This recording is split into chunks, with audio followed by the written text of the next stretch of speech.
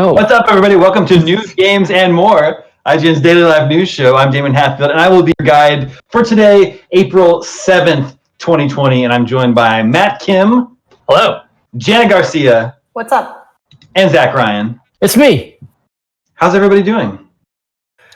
Yeah, it's going all right, man. Feeling All things okay. considered. Yeah, Yes. All things considered, hopefully everybody is doing all right. I'm extremely bored, but other than that, I feel like everything's fine.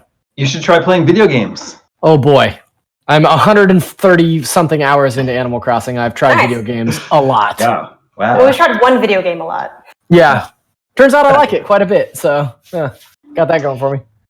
Well, we actually got some big news today on some next-gen news. Sony decided that today, of all days, Tuesday, would be the day to reveal the PlayStation 5 controller.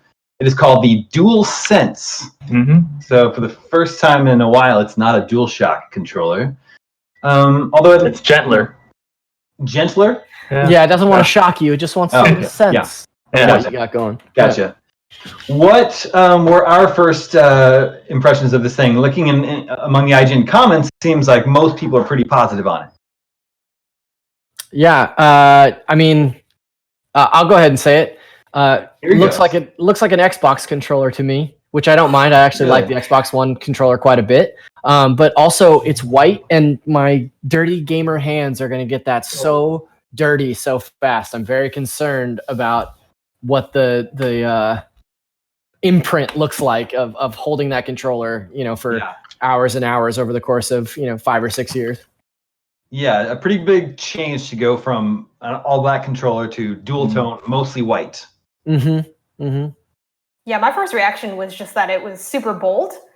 We've talked about this a couple times on the show, but a lot of hardware and accessories have shifted to being black or gray or just kind of more muted in terms of its color and its design. So to see this come out and look so different, especially with it being like the controller that goes with the main console. Like obviously the Xbox One S, like it's white and the controller is white, and that's bold too, but that's outside of like the immediate mainline hardware that came after the fact. So to lead out the gate with something like this was surprising and also honestly refreshing. I'm someone that loves colorful products like this, so I was like, oh, I'm into it. It's different. It's weird. It looks like Detroit Become Human. It looks like the Xbox controller a little bit, but I'm all about it, honestly.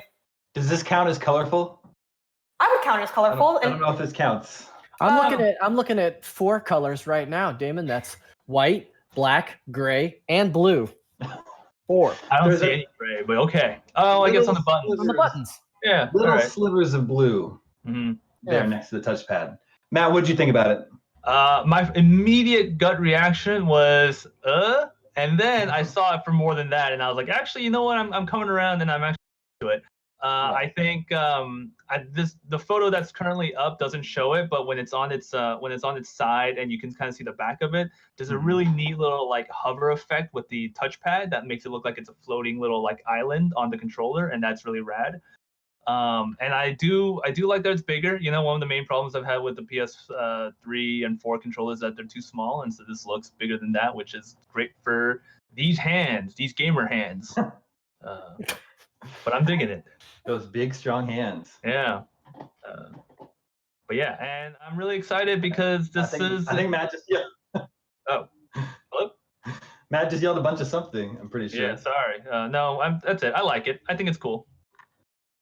We have a poll running on IGN.com asking, what do you think of the PS5 DualSense controller? And so far, 49% of respondents say, I love it. Yeah. Most people are on board. Only 13% are saying, I don't like it. I think it's good. Like I think it's time for the PlayStation to shake it up, right? Like the DualShock and each iteration of it in between has kind of been a tiny baby step forward. I don't think it's like looked drastically different from the DualShock 2 moving forward. So like I like the idea that they're redesigning it. It kind of makes me excited for what that means for the rest of the console itself. Like I hope that this color palette and the design sensibilities here, like the clear buttons and stuff, I hope that that's reflected in the console, because like I kind of like this spaceship looking kind of jam, what I like most about it, it has a faintest echo of that like Y2K aesthetic, you know, that like all futuristic designs from the year 2000 to 2004. Is that a real aesthetic? Yeah, you can look it up. It's It's been classified now as Y2K, but it has that like just subtle hint where it looks like a design of what designers thought the future would look like back in 2005, except a little cleaner, you know. So no like cheap plastic shell, but I like it. Chat is certainly all over the place about it. You know, there a lot of people are saying they like it. A lot of people saying that. Joseph Ocasio says, "I love it. It's nice." Ashish Mir says, "I love it," and Club 100 says, "It's I" with like 5 eyes. So I think he's pretty middle of the road on it. But yeah. Well, let's talk about some of the features of this controller. So their goal is to bring a sense of touch to gameplay. Does anybody have any hypotheses of what that might mean? You know, obviously we heard a while back that there rumors about a heartbeat sensor, or like the controller being able to tell when you're getting sweaty in like a tense moment and provide feedback to the game. Does anybody else have any ideas on what a sense of touch to the PS5 gameplay might mean? I mean, from the blog post, it doesn't sound like those features made it in. It really sounded close to the HD Rumble feature on the Joy-Con, the adaptive touch, adaptive feedback. What are they calling it? Yeah. HD Rumble, yeah. For the adaptive feedback. A 4K Rumble, if you will, because it's a PS5 now. 5K Rumble. 5K Rumble. Yeah. Yeah, but I was surprised to see that take the lead so much, because it did totally, as Matt said, sound exactly like what the Switch has in its Joy-Con. It also makes me feel like this controller is going to be expensive, because one of the reasons the Pro controller and the Joy-Con is expensive, which is $80 at like retail, is because it has HD Rumble in it. I think HD Rumble, you know, it's an interesting concept. There are certainly a few games where I feel like the Nintendo Switch uses it super well. Like Ring Fit Adventure could not play the way it does without HD Rumble. You know, there's a few cute things like finding certain moons in Super Mario Odyssey use that. But ultimately, I feel like it's a feature that for most games doesn't really do a lot, or could be easily replaced, or could be easily done with like a standard Rumble. Obviously, HD Rumble is totally just kind of a fake term that Nintendo put. There's no such thing as it being HD, because that has to do with visuals. So yeah, like I think it's kind of cool, but ultimately not really going to push my personal feelings of immersion. Like I'm curious as to what makes you guys feel immersed when you're playing a game, because for me, things like Rumble have never really done anything for me. What I'm a lot more excited about is the idea of the focus on audio, and they did mention that a little bit in relation to the controller. Now, I'm not the biggest fan of the DualShock 4's speaker, other than a few moments like in RE2 Remake. I played that on the PS4 with the DualShock, of course, and hearing the key turn in the door was extremely satisfying. But outside of a few moments like that, for me, Rumble doesn't really add immersion for me as a player. I'm curious to see if you guys feel immersed through Rumble. No, I'm thinking this is kind of a feature that nobody was asking for. It's nice, you know. It's like, nice. Yeah, I like the PlayStation Pro. The Pro controller for the Nintendo Switch is probably my favorite controller ever. I love the way it feels. I love the feedback. I think the accelerometer is one of the most precise accelerometers that I've used. I don't really know that like Rumble is something that is like a system seller. Like maybe back when it was packaged in with Star Fox 64, that was like a big deal. But I don't necessarily feel like it's, you know, like as huge a deal now as it was then. Yeah. I think what's more interesting is what they say about a variety of powerful sensations, right? In their blog post, they say that the controller will add a variety of powerful sensations that you'll feel when you play, such as the grittiness of driving a car through mud. Like those kind of like fine tunings could be really cool. But again, like unless I'm feeling that everywhere and when I'm driving my car through mud, it's just in your hands. Like I don't necessarily feel like that's indicative of like total immersion. My favorite was the adaptive triggers that will help you, quote, feel the tension of your actions, like when drawing a bow and shooting an arrow. What Sony game do we know where you shoot a bow and arrow? Horizon Zero Dawn 2. I thought of The Last of Us. The Last of Us. That one Never section. mind. Yeah. Oh yeah. That's the example that they gave last year when they first talked about adding adaptive triggers. And again, that's nice, but like the Xbox One controller already has that, and there are very few games that actually use it.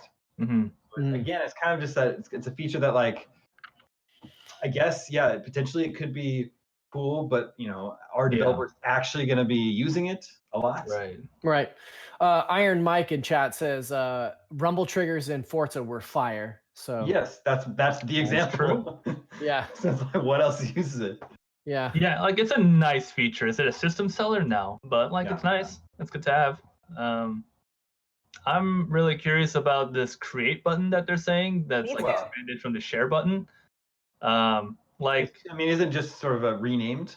Yeah, I mean, it sounds like it will have an expanded feature set, which I'm hoping is for like small editing features, maybe better clipping tools for video capture, better, you know, when you post cool clips on Twitter, you might have some better control over what you can share, which would be nice.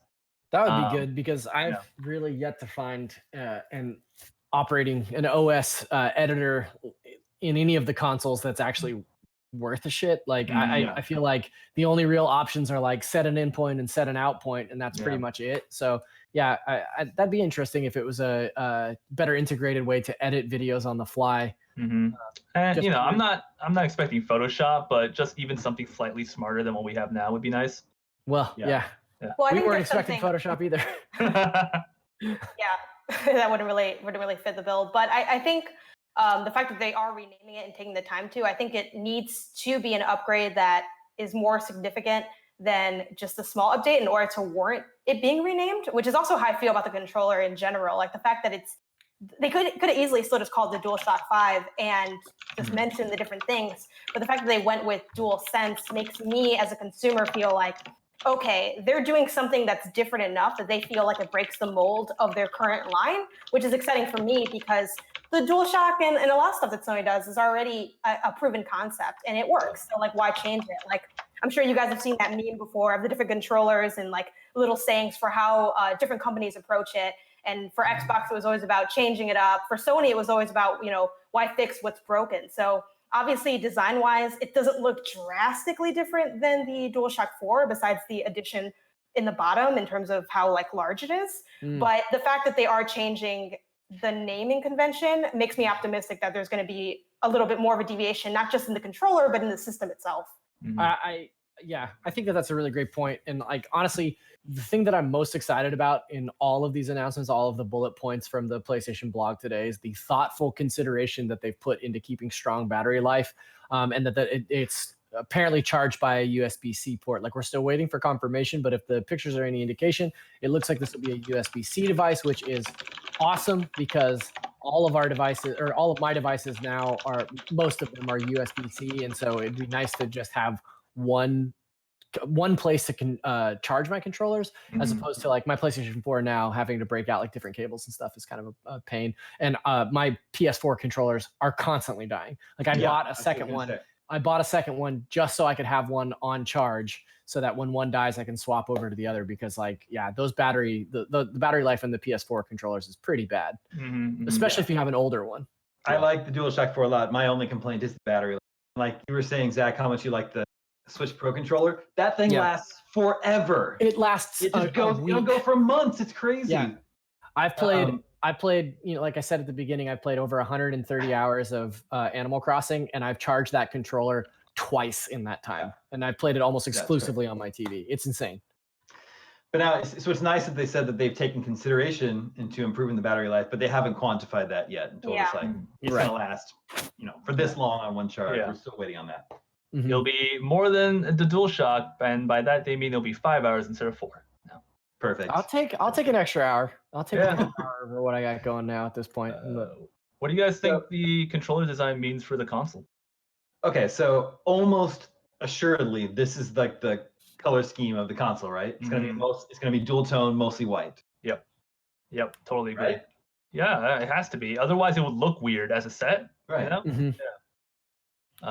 Down the line, there will be other colors for your controllers, but the one that comes with your console is going to match your console. Yeah. Right. Yeah. I did see a really well done, super fast mock-up of what an all-black version of this controller would like, and it looks great. So Yeah. so big. Hey V, you alright? Yeah, our own Brian Altano. Let's do this. Had photoshopped the Mario overalls. Yeah. You got with this shit. Remarkable, actually. I really liked it a lot. Of course, they can't see it. Yeah, of course, they've got the micro Okay. analog sticks. What now? Set not offset. Barry. Realistically, did anyone Johnny. actually think that they might go offset Not bullshit. the control of the PS5? No, I feel like I think that's way too integral to what they do. Obviously, it's the game's control stage, but like, I just can't imagine that. You know, I saw someone in chat, I don't remember the name, but someone had mentioned that it feels like off-brand from like what Sony usually puts out, and I think doing asymmetrical analog sticks would just be like too weird. They obviously could do it. I don't think it would really matter that much because I play on my PS4 and on my Xbox One, and I don't feel like, oh my God, now the sticks are lower or now they're asymmetrical. I prefer asymmetrical, but I don't see them ever changing that. It's too iconic. Something's going on with our audio. It sounds like our audio is down. Yeah, I don't. Down? Hey V, Yeah. you alright? Yeah. Let's do this. Weird audio happening. I don't know. There's a lot of people saying, You got with this shit. audio. Someone's playing games in the background. Lots of loud noises. Fix your audio. So if our producer is listening, we'll check on that. Okay. What now? Barry. Johnny. You got it? Not bullshit. Oh, you know what? It might have been. I don't know. Maybe. None of these are all static images, right? It's playback. Maybe there might be audio underneath this playback, but When this picture goes up, it says. yeah, it's fine. Let's just. Well, this is good TV, everybody. Yeah, let's just keep moving on. So, Discussion here. right. Oh, now it's gone. Couple of discussion questions here. So the PlayStation 1 didn't launch with the DualShock, and neither did the PS3. There was a 6-axis controller at launch. Do we think that this is the end of the DualShock? Dude, the 6-axis was so bad. Yeah, the 6-axis was One of pretty the all-time terrible. worst controllers. Yeah, you remember the all the balancing segments in the first Uncharted that I can almost guarantee that Sony was like, you have to put this in there. Like, we got this thing. You got to make it work. Mm-hmm.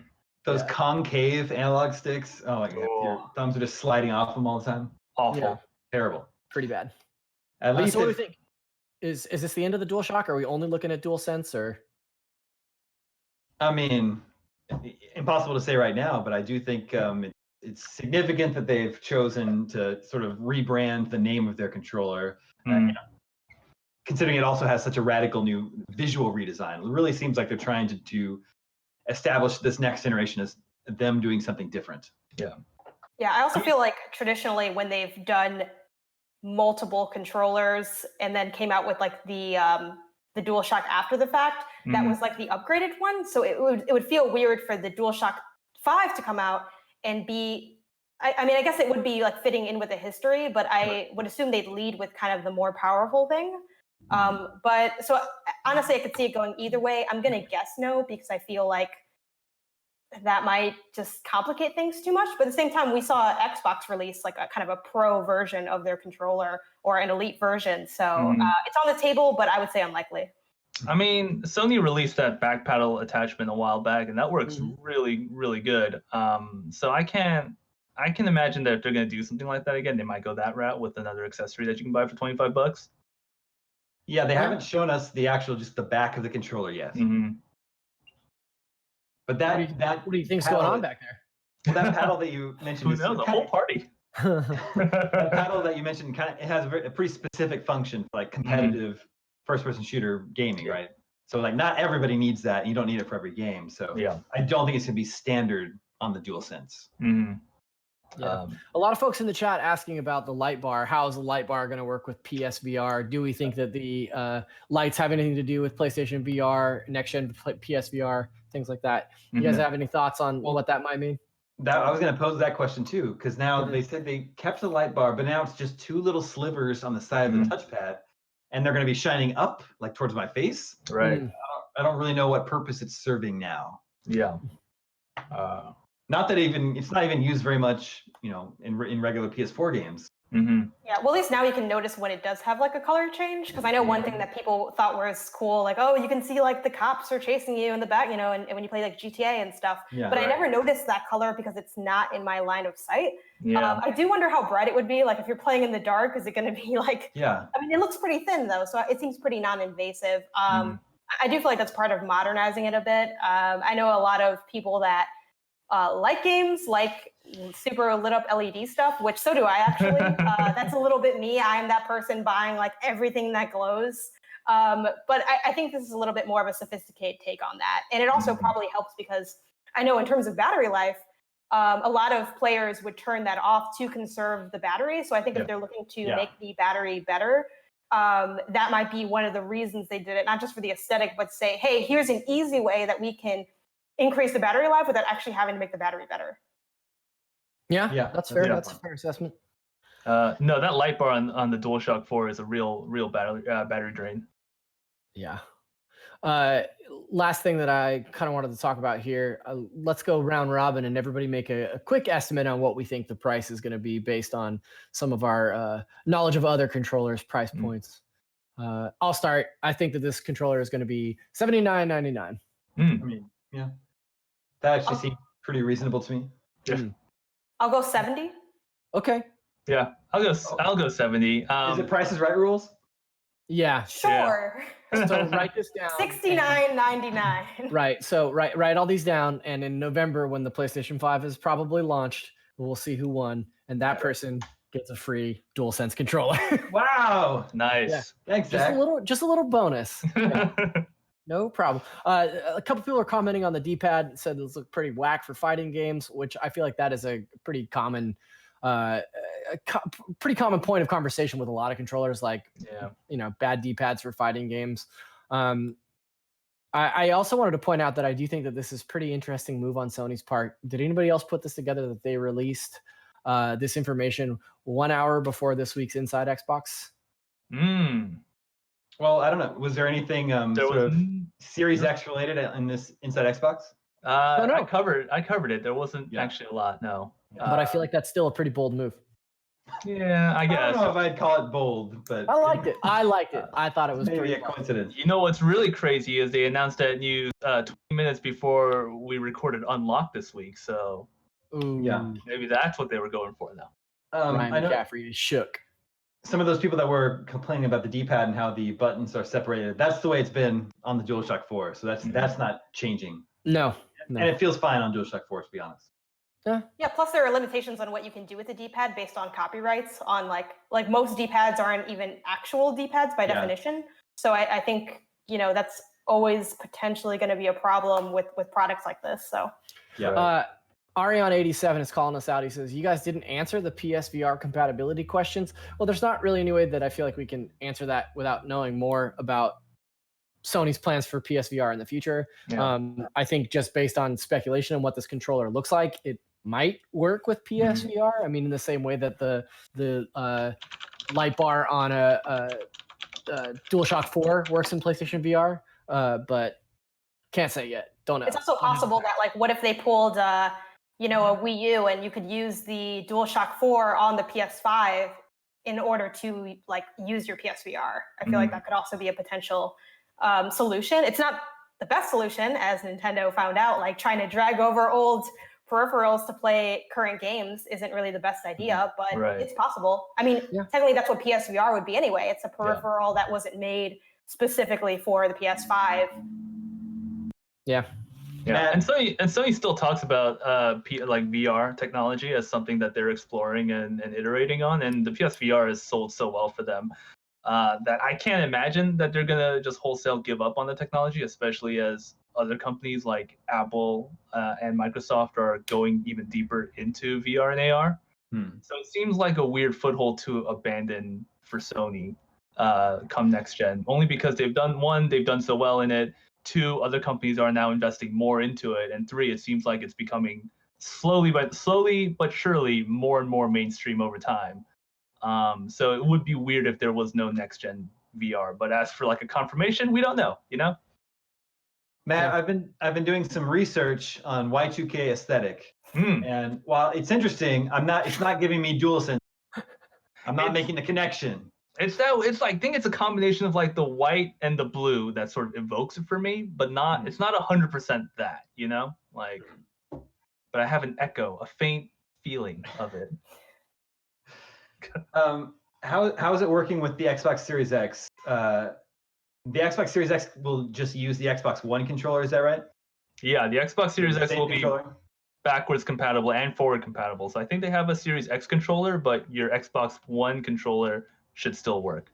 But they haven't like revealed like an entirely new redesigned controller. I mean, it looks pretty similar to their last one, I think. Okay. Xbox probably feels they perfected the controller already with the Elite controller, which I do like. I've been a PlayStation and Nintendo guy for all of my gaming years, but I will say that the limited time that I've spent with the Xbox One controller, I really love that controller. Yeah, that's a nice controller. It's probably my favorite one of the gen, though. Honestly, the Switch Pro controller might take it over a little bit. Everybody likes that thing, man. It's really good. Forever. Yeah. Good. I have a custom one. Do we have? What's your custom Switch controller? Xbox One controller. It's one of those Design Lab controllers. Yeah. Oh yeah, I've been wanting to do that. And you know what's great too, since it's forwards compatible. Because at first I was worried because I haven't done it yet, and I'm like, well, should I order it? Should I just wait for the next thing? But if I can still use it, that's more incentive to just like double down and get like I really want to get a nice one. But I haven't taken the time to. I've definitely designed like several that I just never actually purchased. Hoping to finally check out one day, but it's a cool feat. It's a cool thing. It's a great I would love for that. I would love for that sort of customization to come to Sony as well. Like I'd like to design my own controller and stuff. I'd make it so ugly. God, mine would be ugly. Do we have any closing thoughts on this guy? Do we want to talk any more about this controller? Anything else anybody wants to say? Jenna said she could talk forever on this thing. Yeah, she did start the show. 27 minutes. I could talk forever, but I get the sense that other people wouldn't necessarily want to just hear me talk about it. I will probably send some tweets if you're interested. Check it out. But yeah, I think we've looked at this from most of the angles that are possible and relevant to look at it from. But well, I can't talk about it forever. I did want to point out one comment here in the YouTube chat. Fahad Ahmed says, "Today I proposed my crush and she actually accepted. Wish me, guys." Everybody I don't know if that's true or not, but everybody wish him. He wants you to wish him. I'm wishing him hard. Wishes. So the controller wasn't the only Sony news that we got today. Bit of sad news this morning in that good segue, right? Sony automatically is issuing refunds for The Last of Us Part 2 and Iron Man VR for digital pre-orders. This is kind of a bummer considering that this is sort of an indefinite delay, and a refund of reissues leads me to believe, or a refund on pre-orders leads me to believe that this is not a short delay that we're looking at. That's what struck me right away. Neil Druckmann had said in a quote last week that they hope the delay is a short one.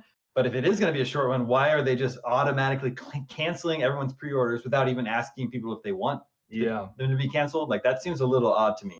It is, but I feel like they're also trying to beat consumers to the punch and say like, hey, let me just issue this, and that way no one can ask me or post those screenshots of, oh, I asked them for a refund and I got sent to this thing. I think they're trying to, as much as it does not bode well for when the games will come out, I think they maybe thought that was the lesser of two evils. Like, do we want to make it look like this game kind of might not come out, or do we want to make it so that we have all these different people complaining about not getting their money or having issues or things getting like, caught up in their systems backlog and trying to deal with any of the tickets. So that's kind of how I interpreted it. I have a hard time seeing people complaining about it, because if you pre-ordered the game, those are like the people that are most excited to Part 2. I'm sure they would have just left their pre-order open, Well, I have a feeling that there's a not insignificant percentage of people that pre-ordered The Last of Us 2 before it even had a release date, right? Like we often see like pre-orders open up way before games have release dates. So yeah, I'm with you there, Dim, and I wonder how many people that are so excited for The Last of Us 2 are backing out now when the game doesn't have a release date anymore, as opposed to just buying in early before there was a proposed release date in the first place. I would say the counterpoint to that, though, like, sure, those are your most impassioned fans, but we've also seen so many examples of where that passion can turn ugly. So I think just because they really want the product and they're showing their support early doesn't mean that they're going to be absolutely the most understanding. I mean, on a more extreme version, we see these with like Kickstarters or other things all the time, like when product is delayed indefinitely. And the reality is they can't give their consumers a good answer. I think they thought this could be the least amount of damage in the long term, because who knows how long this is going to last, and they have no way of knowing. And we should specify, if we didn't at the top of this segment, that this is just for digital pre-order. So anyone who pre-ordered a physical copy, especially a collector's edition, those aren't being canceled at this time. That's another weird part of this. They only physical media. No, they are only refunding the digital pre-orders. So I wanted to ask chat, if you've pre-ordered The Last of Us digitally, and now you've heard the news that the game is indefinitely delayed, are you canceling your pre-order, or is that something that you're still interested in keeping? Let us know. Sound off here in the chat. I'm so bummed that I said that out loud, because why would I say sound off? That's so lame. I'm sorry. A part of me wonders if it's not just like PSN issues. Maybe it's just easier to refund everyone than to do individual orders. Because PSN's a little janky, a little clunky. I mean, they all are. All digital storefronts, other than like Steam, are kind of clunky. So could just be that. I'm seeing a 50-50 split here. Pre-orders and cancels. Oh yeah. I feel like we've got a pretty even split of people that are keeping their pre-orders and people that are canceling in the chat. I would say personally, like, I didn't pre-order The Last of Us, but if I had digitally, I would have just wanted to keep it, just because for me, don't give me back the money if I'm going to spend it later, because now I'll feel like I have to do the work again. Like when I pre-order something and I pay all of it off, I'm like, oh, free game. I know that's not true and not how math works, but it's how I feel in my heart of hearts. Like an Animal Crossing system. Yes, absolutely. So you guys pre-order games in general? No, I do. Especially not digital games. I don't understand the idea of pre-ordering a digital game unless you get pre-order bonuses, because it's like I can buy that game digitally the minute that it goes live and have it, an hour later. That's not an issue. I am seeing a couple people in the chat pointing out that no set release date means by law that you can't pre-order, but that seems false. Like, that can't be true, right? Because how does a Kickstarter exist? How does how does GameStop do what they do for pre-orders? That can't be right. Yeah, I don't think that's a legal thing. I mean, my pre-order for The Last of Us 2, I pre-ordered the Steelbook edition and through Amazon, and that's still up for me. It's just that the date's been changed to December 31st, 2020. That like placeholder date. So I still have a pre-order. It just doesn't have a date yet. But yeah, I personally don't pre-order stuff. I think the only appeal for digital, besides what Zach mentioned, which is like bonuses, is you'll already have it set up to do the like pre-download preloading, the preloading thing people like to do, which I totally understand because it takes forever to download stuff, and I can understand why people do that. I will pre-order physical games like at GameStop, or sometimes other places if they have a cool bonus. Like I know, or even sometimes that drives my purchases. Like I bought Super Mario Maker 2 from Target because you got a steel like lunchbox of the Mario Maker stuff. I thought that looked cool, so I pre-ordered. I bought it there, and then I used to like doing it at GameStop because you can just put $5 down. So I would just chip away sometimes at it if I went in a couple times, and that was easier than having to drop $60 on a game that I'm not going to have for months. Like I just never like doing that financially. That's why I just don't pre-order, because it just feels annoying. Like it's just I gave myself a bill. Why? Yeah, that's a fair point. So last week, Last of Us 2 is delayed indefinitely. Immediately in the comments, a lot of people are saying, just make it a PlayStation 5 launch title. It can still come out for PS4, but just put them out for both consoles at the same time. A lot of other people saying, no, that's crazy. Neil Druckmann says it's just gonna be a short delay. But now with Sony like canceling these pre-orders automatically, does that lend any more credence to the idea that this could now be a PS5 launch title? I think we're going to look at a Breath of the Wild Twilight Princess scenario in that we're going to see this on PlayStation 4 and PlayStation 5. And I don't necessarily feel like the PlayStation 5 is going to be like tremendously upgraded visually or anything. I just think we're going to get like, faster load times, things like that. But yeah, I wouldn't Sure, be surprised to see this show up on both consoles. Remember that as of today, it isn't announced for PS5. You're right. Right, but that doesn't mean that they won't announce it for PS5 down the line.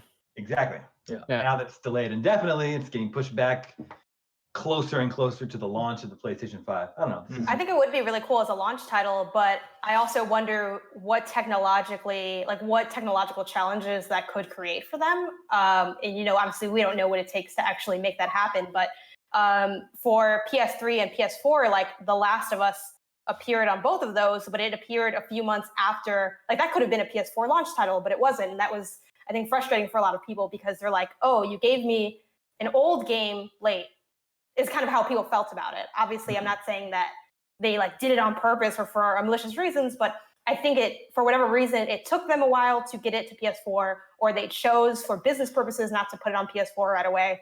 And I wouldn't be surprised if the same thing happens with PS5.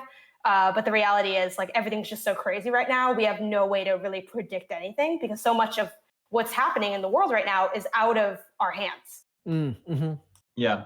I just thought of an important detail that I don't think they can put it out on PS5 at the same time as PS4 because everyone has already pre-ordered it on PS4, not knowing that the PS5 was available. Mm-hmm. Yeah. Maybe they would rather have played it on PS5. Whereas Breath of the Wild was announced for both Switch and Wii U at the same time, and you could pick Right. which one you Yeah, want. that's a really good point. I didn't think of that. Thank you. Digital pre-orders for The Last of Us 2 haven't gone back up yet after the cancellation, right? No, but all the physical pre-orders are still Right. honored. Being honored, yeah. Interesting point here. Jonathan Pruneda in chat says, Burger Time remake at launch, please. Yeah. I think that's really good. Agreed. Bold. Give me a I will second 4K that. version, a 4K first person version of Burger Time. I'm ready for it. First person. Yeah, now's the time. Now's the burger time, as they say. Let's move on. Sam, we know that's you. Yeah, probably. That's probably Sam. Okay, so I have a lot to say about the next topic, but also I need to plug my computer in because it's going to die. So let's get this out of the way first. The Super Mario Lego sets, the first sets and release dates and prices have been revealed. It's coming August 1st, and there's 4 sets to choose from. Starter set, a Piranha Plant Power Slide expansion set, Bowser's Castle Boss Battle expansion set. That's the biggest set at $100, and the Monty Mole and Super Mushroom expansion set at $15, but which is currently a pre-order bonus. Guys, talk a little bit about these Mario Legos while I plug in my computer. Sure. Cool. Is this what I wanted? It's okay. Like, it's something. Honestly, I'm not someone that has a lot of like figures. I do love Legos. I think they're really cool, and I think this is a really innovative idea. I think price point wise, I'm not shocked. Legos can get very expensive, and this does have a lot of like technological integration into it.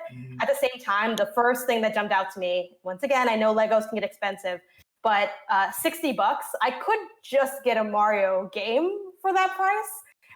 Obviously, I know they're not the same thing. Yeah, don't you already have all of them? You already have them all.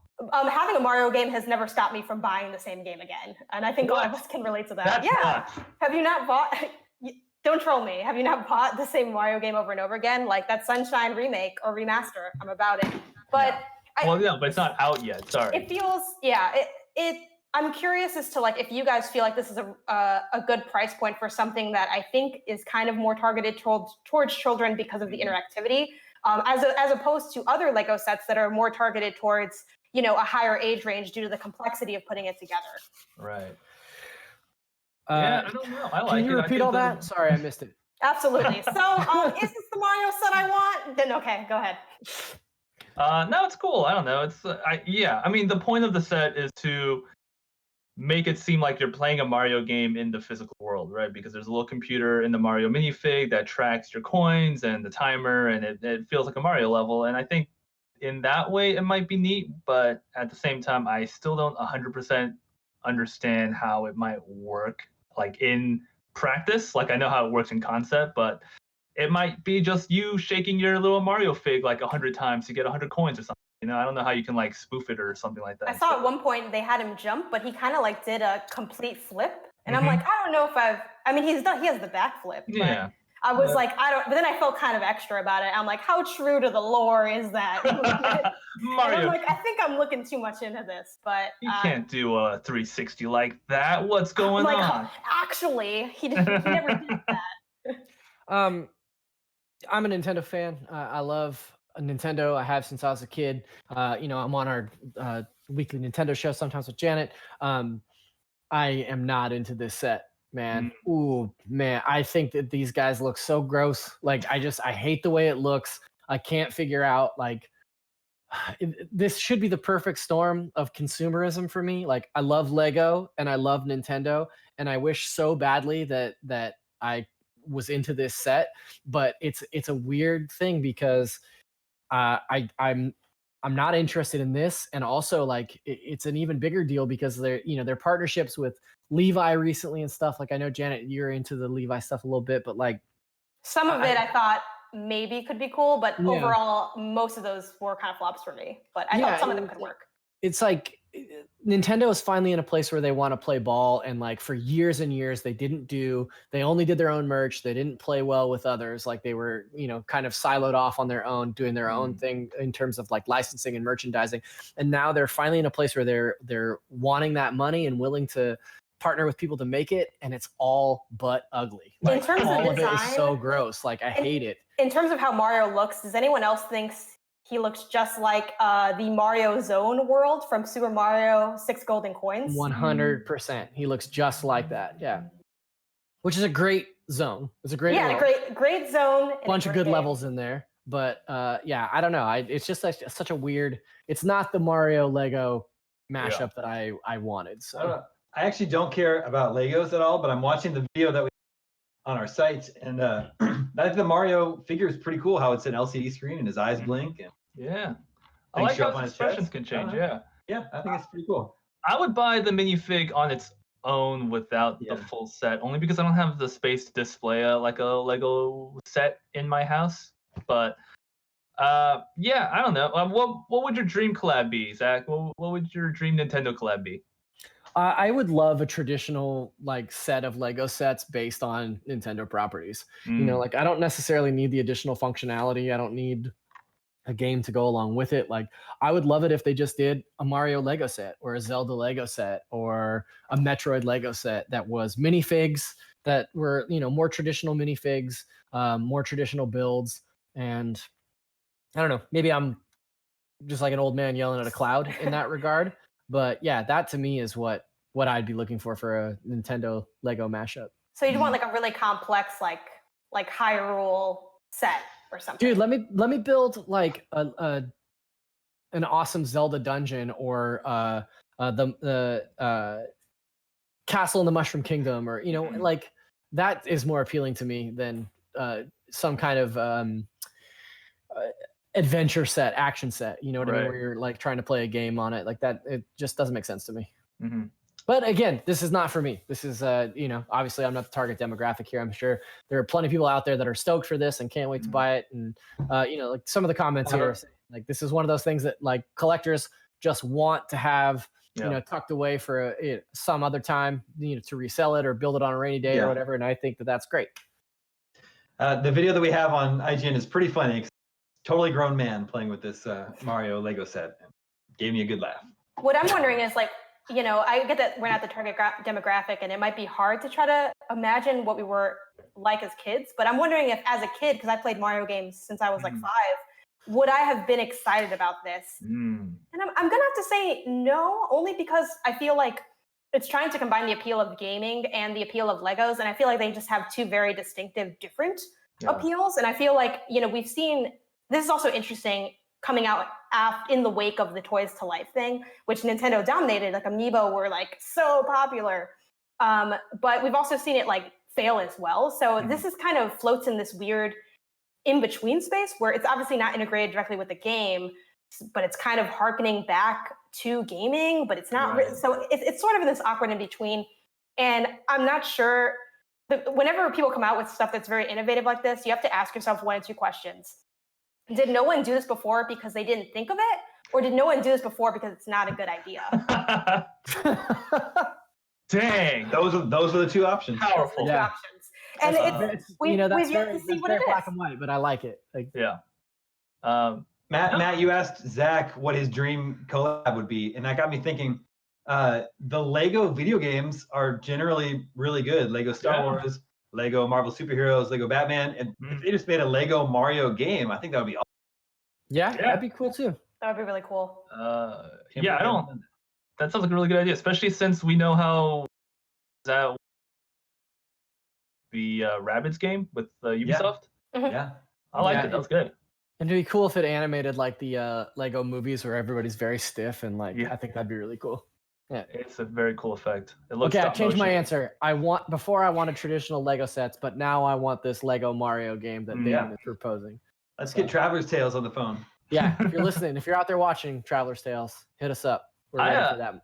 I was really into the announcement for the Mario Levi's collab because Levi's jackets and stuff like that, and I was really excited for it. But then I saw it, and it was not what I thought it was going to be, and I was so heartbroken. Yeah, the jacket, we talked about this a lot on Nintendo Voice Chat Thursdays at 3 p.m.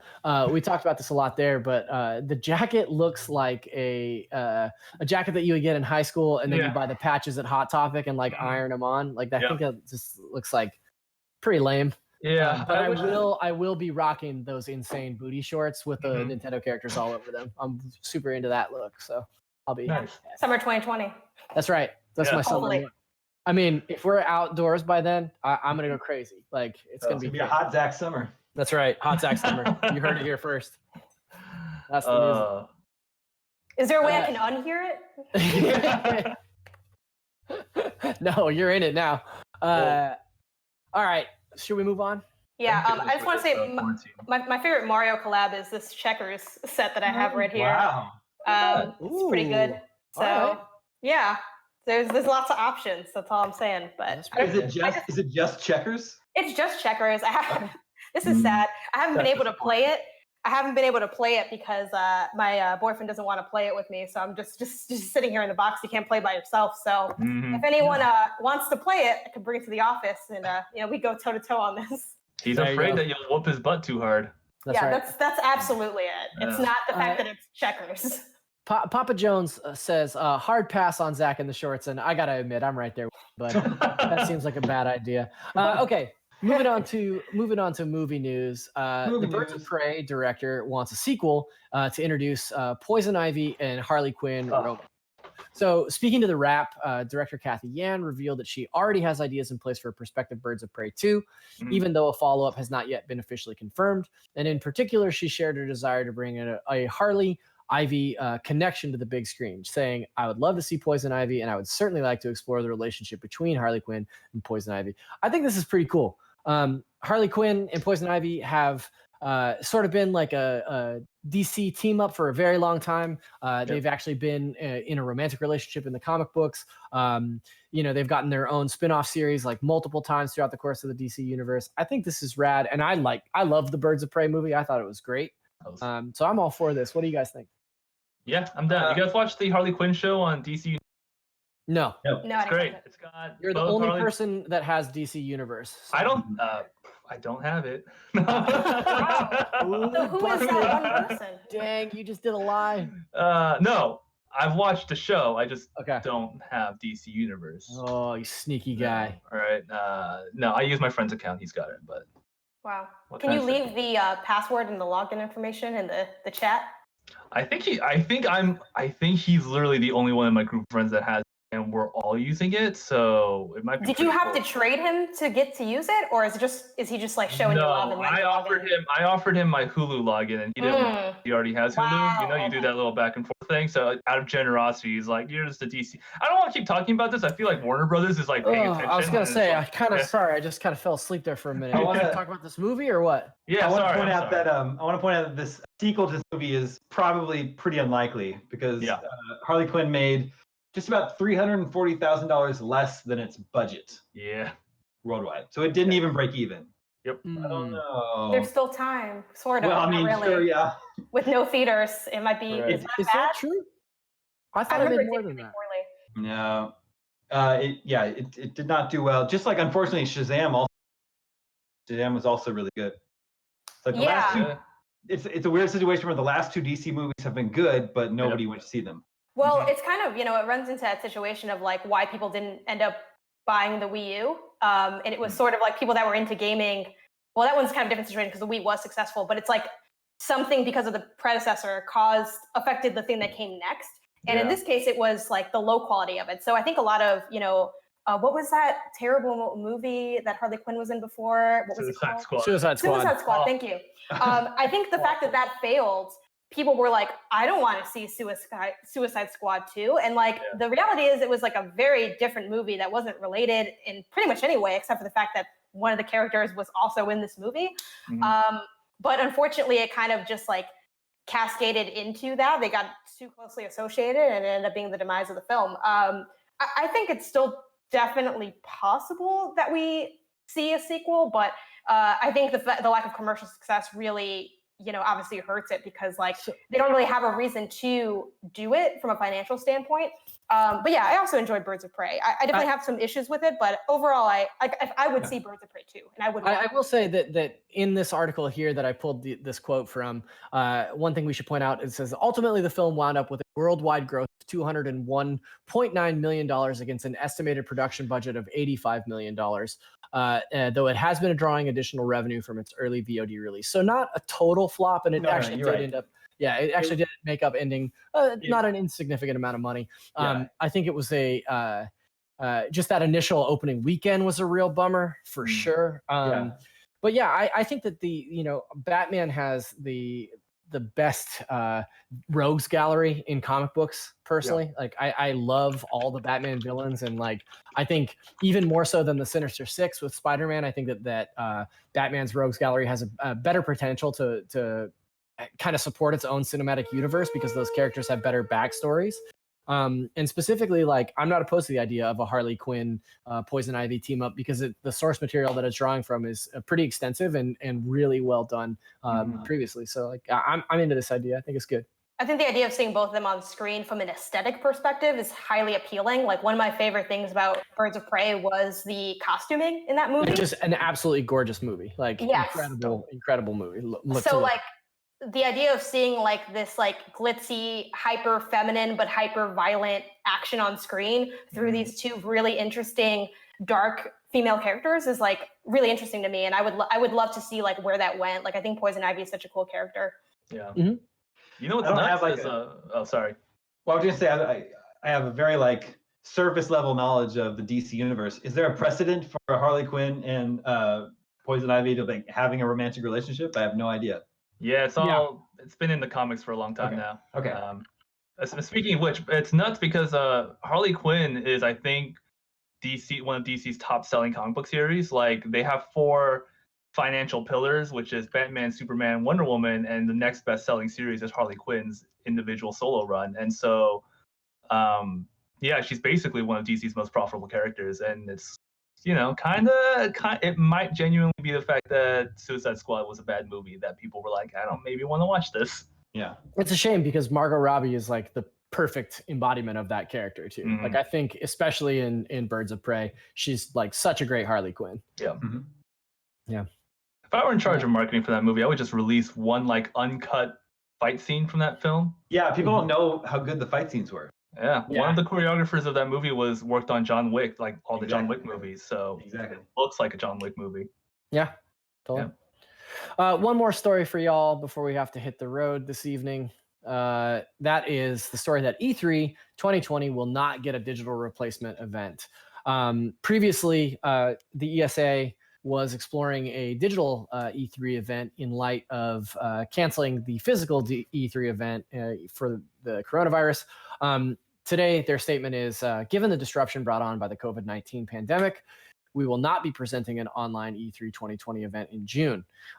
This is the statement they provided to us at IGN. Instead, we will be working with exhibitors to promote and showcase individual company announcements, including on www.e3expo.com in the coming months. We look forward to bringing our industry and community together in 2021. to present a reimagined E3 that will highlight new offerings and thrill our audience. Keep in mind that this year was also supposed to be a reimagined E3. So are we getting this reimagined E3 in 2021, or is this a completely new reimagining, a reimagining of E3, if you will? That's what inquiring minds really want to know. How many reimagines are we talking about? At least two. At least two. Yeah. Minimum. Remember, like before E3 was canceled, they lost their like creative partner. Director. Yep. Yeah, creative partner that was sort of helping them to relaunch their E3. Right. That was IM8-bit. IM8-bit. Yeah, correct. Yeah. This news was surprising to me because I thought this is what was confirmed last week. Well, no, I think that they were still sort of up in the air as to what their plans were, to do something digitally. So yeah, today was the final word that they wouldn't be doing a digital event, that they would be looking to 2021 to facilitate E3 moving forward. Oh no! If only there was a summer event for gamer announcements. If only there was some like a summer of gaming event. Oh, which brings me to my next point. Oh dang! I had written down a summer of gaming event here, but I think it's gone somewhere else. Okay, you know, we're having a summer. I know that, but I had written down like a whole IGN statement as like a shameless plug, but I think I must have not. No, hopefully everyone that's watching has already heard the news about this. But yeah, IGN is putting together its own summer of gaming event that's going to last long. It'll kick off in June, and we'll be showing you very E3-like coverage of publishers' press conferences, along with our usual pre- and post-show coverage, analysis. We'll have hands-on gameplay, demos, and previews, and all that usual stuff you get at E3 sort of spread out over the summer season. So it should be good. I'm excited. I think it's going to be cool. Yeah. Who are some of the companies that we're working with? Well, there's a lot of them, but I don't want to like missay. I need to look at the official list from our press release so I don't missay any of them. Right. Yeah, I know that specifically we're talking to 2K. I know that we've been talking to Bandai Namco. Those guys are on. Let me bring this article, bring up that list for you, Matt Kim. Thank you. No problem. I appreciate it. Summer of Gaming to include 2K. Oh my God.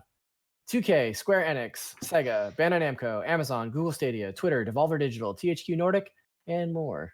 Yeah. A lot of good names in there. A lot of good names in the mix. Cool. But listen, guys, Papa Jones 007 says make it tight. Okay.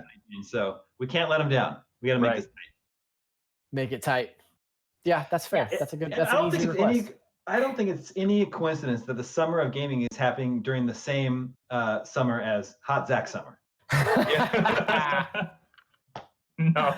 Are you gonna be selling Bang Energy there, Zach? Yeah, definitely. I'm officially rebranding. If we get out of this alive, if we make it back into the office by late May, June, I think that's plenty of lead time to get Hot Zach Summer up and running. I think so. I'll get the design team on it. We'll get some, I'll get those Mario booty shorts in early. Get it up in the IGN store. Just talk to Justin. Perfect. I think this is a good call. I appreciate you all being here to support. So, Damon, we got about 2 minutes left. You want to take us home? Anything else we need to talk about today? Oh yeah, I wanted one more thing. I wanted you guys' help with something. I'm just about done with Doom Eternal. Okay. What should I play next? Resident Evil 3 or Final Fantasy 7? Have you considered Animal Crossing? Animal Crossing. I have not considered Animal Crossing. You should consider it. I would say Resident Evil 3 because it's shorter. It is short. Yeah, you can do that one first because I can knock that out in a couple nights. Yeah, versus Final Fantasy 7, which is maybe pretty even long. one. Yeah. I've been on the fence about Final Fantasy 7. I played the original 100 times as a kid. We used to play it over and over. And so I was not super excited about seeing the remake, but I've read our review. I read a couple of other reviews. So I think I'm going to pick that up and play it next now that my Animal Crossing time is slowing down now that I've reached that final level of real Animal Crossing devoteeism. So you beat the final boss. It was tough. It was hard. He comes at you with the guitar and total bullet a lot of sediment. Kind of unfair. He's a bullet sponge. Yeah. Right. Absolutely. All right. Well, thanks to everybody for hanging afternoon. IGN will be live same time tomorrow, 4 p.m. Pacific, with more news, games, and more. Until then, everybody stay safe, stay inside, and have a good night. See ya.